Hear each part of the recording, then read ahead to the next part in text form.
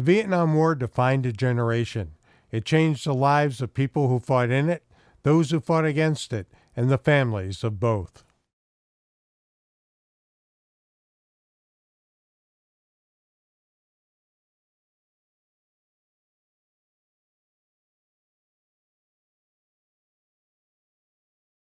Funding for Prairie Memories, The Vietnam War Years, is provided by the following and by the members of Prairie Public. My name is Richard Krajewski, and I live in Grand Forks, North Dakota presently, and I did 2 tours in Vietnam. The first tour was from December 13, 1965 through April 14, 67, and they wanted me to work in an office, and I said, no, I don't want that. I want something more adventurous. I arrived in Vietnam on my 18th birthday. I volunteered for door gunner. They take you up on the helicopter and they'll bank it to the left or to the right, and they'll tell you to open up with your guns. And you're sitting like this, almost looking at the ground. And the pilot would look back at you to see if you were frightened. And I give him a thumbs up. And so I qualified. From that point on, I spent roughly 6 days a week, 10, 12 hours a day on combat assaults. We flew across the jungle all the time, treetop level. We used to go on night raids. We'd shut off all our lights. And I'd have solid tracers, and the guy with a starlight scope, he had night vision. And he could spot campfires and cigarettes, and then he'd tap me on the leg, and I'd do figure 8s all over that area. You got kind of used to it, you get numb to it, I think. You turn off your compassion and empathy, which are located up in here. And you have to do that to survive, because if you have empathy and compassion, you'll probably get killed. You have to react within seconds. You know, I lost some good friends over there. Just a way of life. Never thought about it much until I come back to the States. And then I remember wearing my uniform in San Francisco, coming out of the hotel, and there was a crowd, about 500 people that were protesting, and they were really upset. I went back in the hotel to take off my uniform, and I felt really bad for doing that.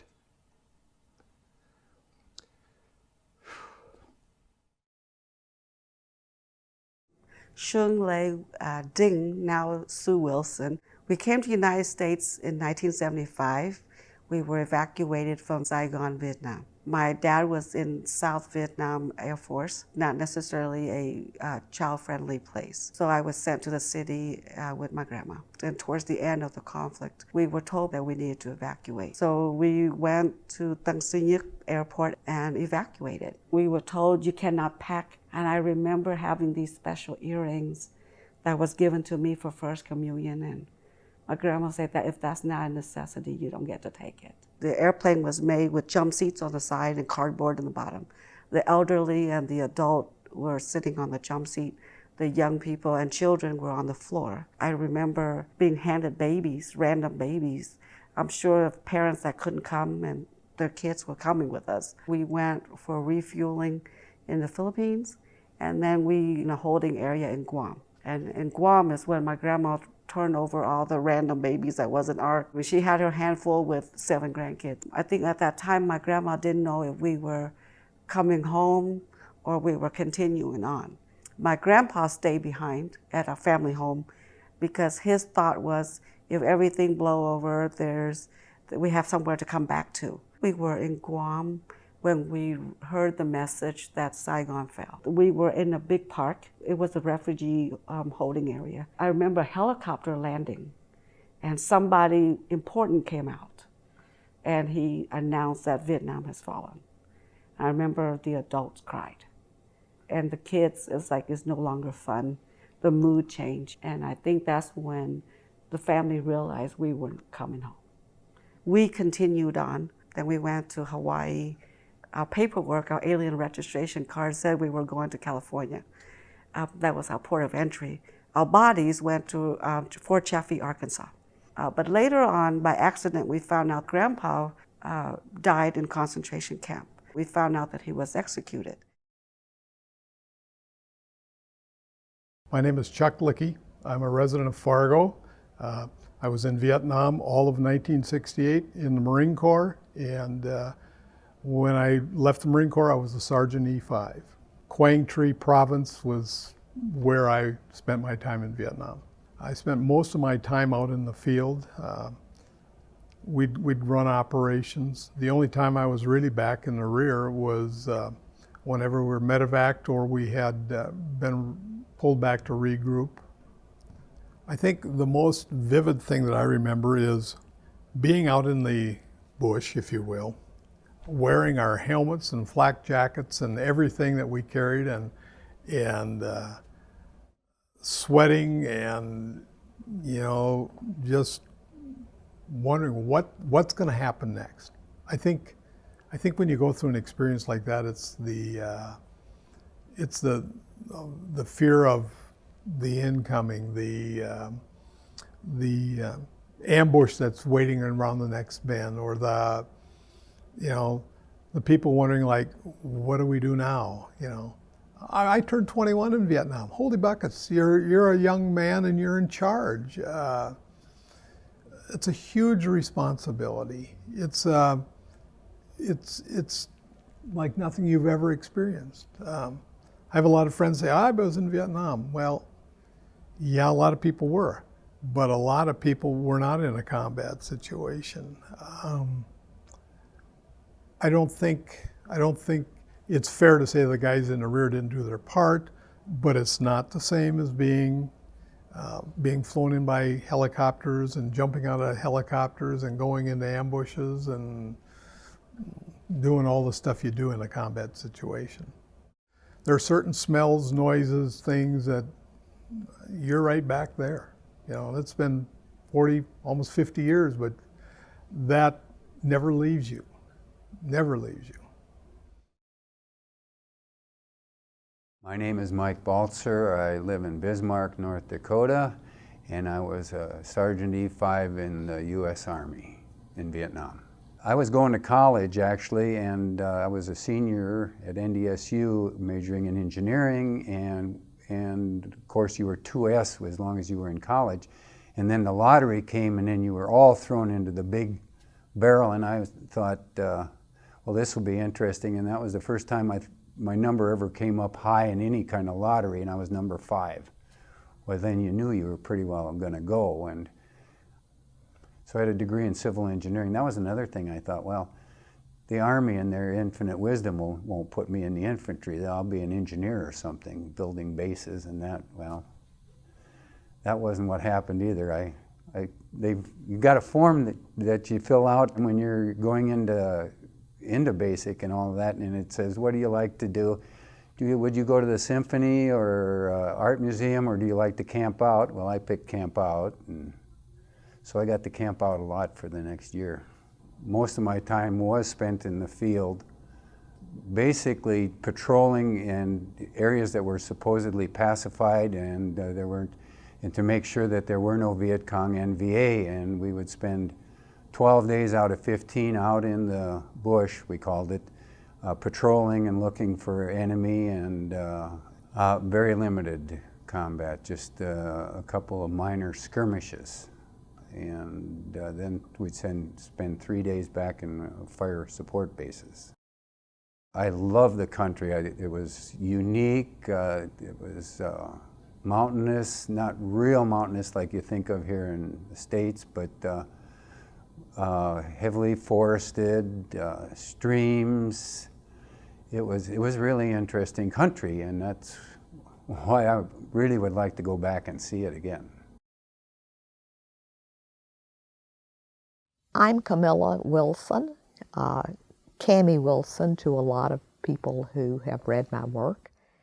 I live in Moorhead, Minnesota, where I teach at Minnesota State University, Moorhead. I teach journalism, and I covered the Vietnam War and was actually in Vietnam over much of 1967, 1968, and 1969. The soldiers were so astonished in those years to see any women in Vietnam. The big buildup in Vietnam started in 1966, And so I arrived in Vietnam in March of 1967. My major fear, other than being shot or killed, was actually from the Americans. When we were on operations, I tried to spend as little time as possible in the field at night because of the proximity to troops, but I did so sometimes and rarely went to sleep. The danger of rape or attack, certainly not in the middle of an operation, but in terms of possibilities. When I was there with the Red Cross, I only knew of one rape when I was there. But through the years, I have gone to a lot of different reunions of women who were in Vietnam. Women who were with the Red Cross, women who were with special services, women with other groups, nurses. And every time I go to a reunion of women with the Red Cross, the numbers of women who were raped goes up. And that's because more and more women will admit that they were raped. There is no comfort in admitting that you were raped ever, but in particular, in a place like Vietnam, the response would be, well, why are you here? My name is Bruce Nagel. I live in the community of White Shill, North Dakota. It's part of the Fort Bertha Reservation. I was in the Marine Corps from active duty 1970 to 73 at the rank of E5 Sergeant in the United States Marine Corps. My years in Vietnam was from 72 to 73, and we were activated from Iwakuni, Japan in 1972 as a rescue mission because the North Vietnam had broken the Geneva Convention and had reinvaded South Vietnam. So we were sent to check them. By the time we got there, they had overrun most of the bases along the DMZ in North Vietnam. So when we flew in, they moved back across the DMZ, which we could not follow them. So I ended up being stationed in South Vietnam at a Vietnamese Air Force base called Ben Hoa. But anyway, when we landed in Ben Hoa, we were greeted by 87 Russian-made rockets. They were exploding on the tarmac and the flight line when we landed. The tailgate dropped open and all of us were told to hit the deck, and we low crawled out of the airplane and across the flight line to these bunkers.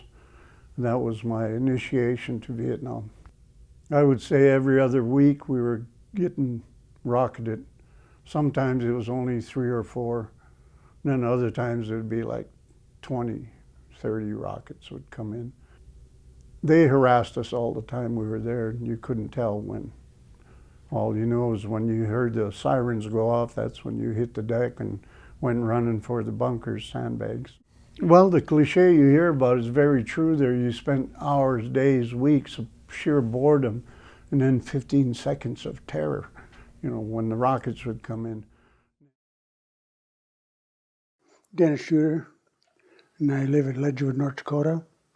And I was in the Army, U.S. Army, back in 67, 68. We were kind of a company that went out and done our patrolling in the hills and jungles. And then if somebody was hit or was in battle, then we'd pick up and we'd get either helicoptered in or we'd walk in. We kind of walked in the back and they'd pull out and we'd take over until the battle was over. It just seemed so unreal until it kept going through the year, and later on it got bigger and bigger. They had the Ho Chi Minh Trail, they were coming down, and that came right down along the border, and that's kind of what we covered. And they came down and they got into Kon Tum province there. And later on, we were down south and we got called up. Our commander called the 1st to 22nd, and that was our unit, our battalion and stuff, and we were called up in there and got into the fighting, and it kind of seemed like it was, when it looked to us, it was right back in World War II. You went down the street, doors and stuff, and buildings, and we went up to the MACB. That's where they had the regular buildings where the offices for the commanders and stuff, and then they had the prisoners there and interrogation and stuff, and we got into there, our platoon, and we got pinned down, and they had to send another couple of platoons and units in to get us out. So, and we lost quite a few guys there, and most of the guys that I was in that company with, I knew from basic and advanced training and stuff. So you were more than a family, you were like a brothers, and afterwards you were still brothers. And when somebody got hit, I think a person was more worried about them than you were about yourself. My husband was an English language instructor in Vietnam. Teacher, what is democracy? The majority rule of a government's citizens, the great silent majority. Teacher, you love Vietnam? Do you love Vietnam? I love my family, my home, my girlfriend, teacher. Me too, every human too. Teacher, why do you kill my land? We do? That can't be true. I was rescued that first day by a cold monsoon deluge that flooded my classroom and filled the room with rain smell and sizzle and roar. I watched a rat as big as a cat swim through a barbed wire mountain by my door and wished I was anything but a naive kid teaching better people than he of an America he didn't know, until it was too late, when I saw the last helicopter abandon the American embassy in Saigon from back in the world, and realized my vote for McGovern hadn't saved anyone, and Nixon hadn't won. I apologize to my students, still forgotten in the jungle re-education camps, their lives waste deposited in rot, my beliefs deposited in rot, my teaching the waste now never forgot. When friends forgot friends, and ideals were abandoned, caged, and shot. Teacher, you forget me? And I pledged never, and I have not. My name is Steve Stenjum. I live in Fargo, and I'm going to talk about my experience with the draft. Well, I was sent down to Fargo from Williston 3 times, I believe, for examinations. And the first time they classified me as 1Y because I have one leg that's an inch longer than the other and have had for quite some time and wear a lift in a shoe. I thought that with the 1Y I was pretty safe. But then finally I was actually drafted. I got my notice to come down to Fargo and leave for Fort Bliss, Texas. One of the things I remember the most, when I got on the train in Williston to go down for induction, remembering looking back and looking at my mom and my father crying, which was, not a word was said, but they were very, very concerned. And when I got there to Fargo, the doctor called me in the office and said, well, let me look at your situation. And he started hemming and hawing. And then he said, I'm sorry, son, I can't let you go. And they declared me 4F. And I never heard from them again. It just eased my mind. I didn't have that uncertainty anymore. This was before they did the lottery. So everybody was uncertain.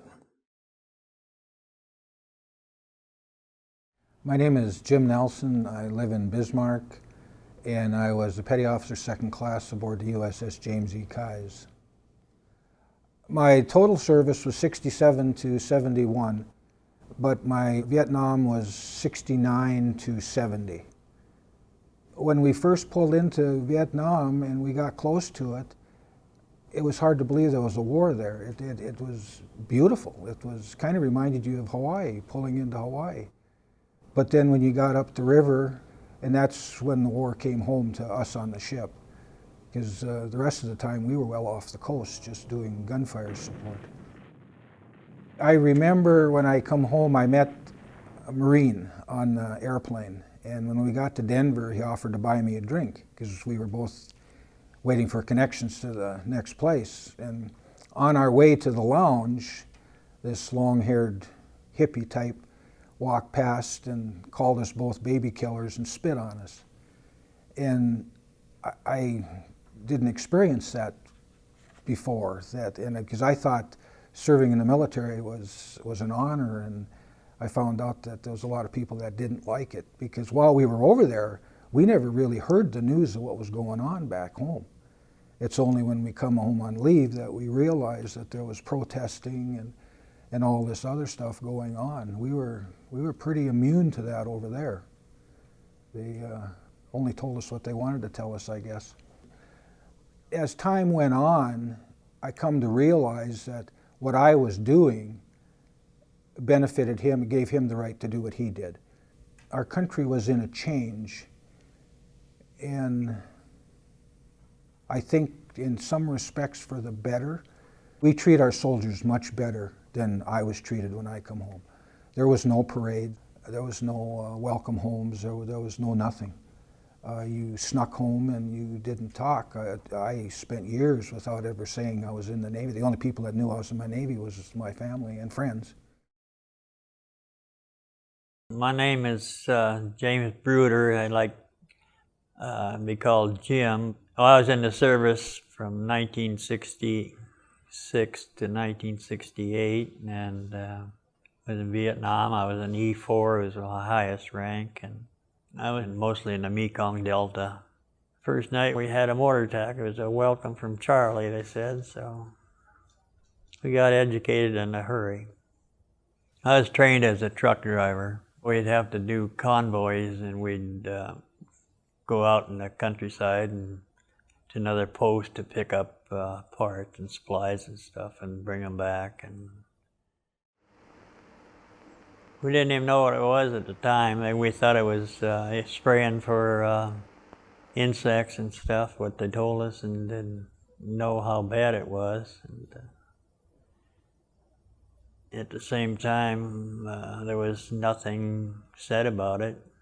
It was just, they'd spray it and you'd smell it in the air for a while, and after a while that was gone. And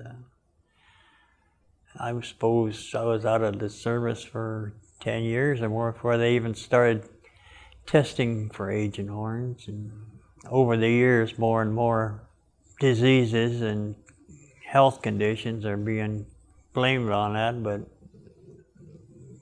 at the time we worried more about bullets than we did anything else. So the only thing I'm sad about is all these veterans that have these diseases and stuff, and it takes so many years to get help, and it's getting better, but it was Vietnam was just kind of, we're forgotten people, more or less.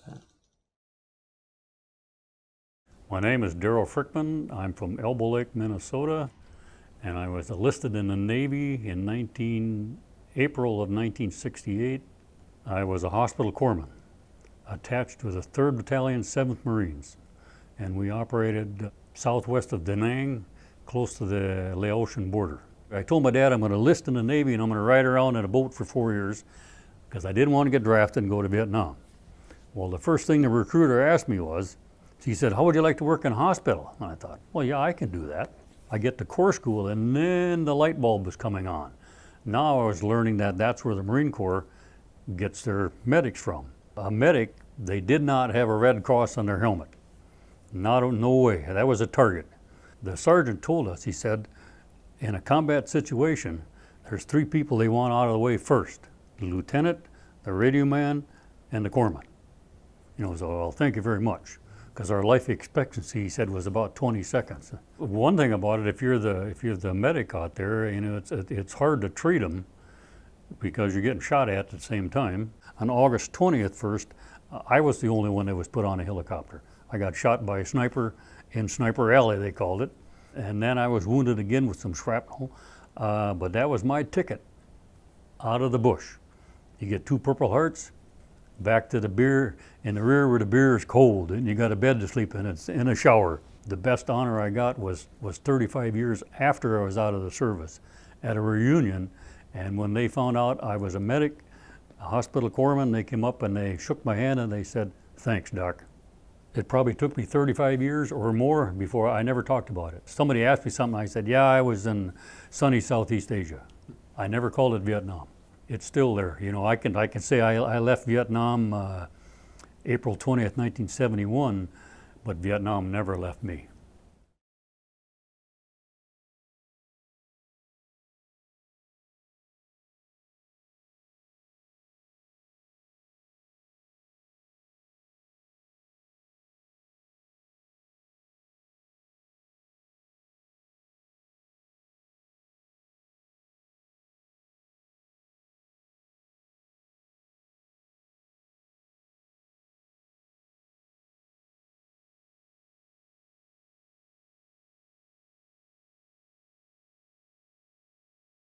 Funding for Prairie Memories, the Vietnam War Years, is provided by the following, and by the members of Prairie Public.